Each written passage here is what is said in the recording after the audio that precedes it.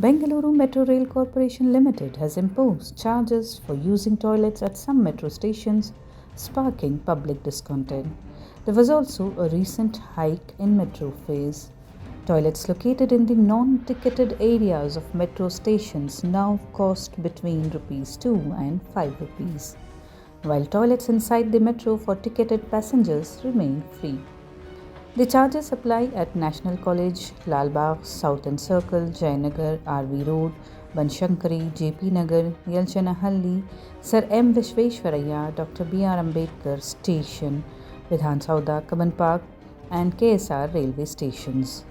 Commuters have slammed the decision, calling it an unfair burden on basic amenities, especially after the recent fare hike.